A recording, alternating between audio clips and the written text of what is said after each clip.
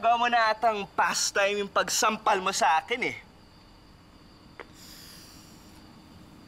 Let me remind you, Ina. Di porket nakuha mo na ang share sa kumpanya, pwede mo na akong bastusin. Deserve mo yan. Kasi bastos ka talaga. Matapos akong saktan ni Joanna, ngayon ikaw naman. Akala ko pa naman naintindihan mo na yung sitwasyon. Kung ayaw mong maniwala sa akin, hindi ko na problema yun. But don't you dare insult me, bastusin ako, at pagbintangan ako naman kung anong pang bagay na hindi ko naman ginawa. Hindi ginagawa? Eh, nakukuha mo na nga eh. Nung una, I gave you the benefit of the doubt na tinutulungan mo lang kami, mabait ka talaga. Pero no, all along, Joanna was right.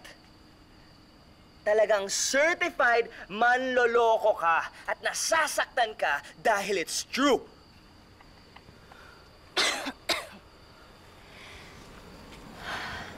Alam mo, hindi ako mananalo sa'yo.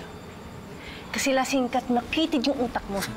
Kapag nahimasmasan ka na, bumalik ka sa akin. At isa-isa kong patutunayan na wala akong habol sa pera ni Lola at lalong-lalo na sa company. Then don't sign the agreement! Wala naman talaga akong planong mag-sign! Happy? No doubt nakapag-desisyon na lang ng ganun bigla si Lola. Dahil wala naman siya maasahan sa inyo eh. Because you're both hopeless.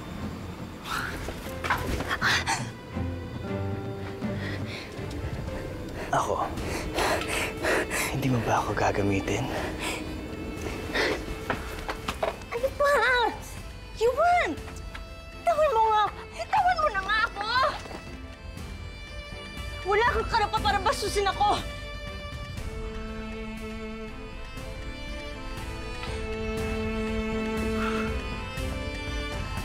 Sabagay, kung naman ako papatulan, ano ba namang meron sa akin, di ba? Nadisoon na nga pala ako. And I won't be a part of your plan anymore. Si Lola at si Francis na lang ang mapapaikot mo.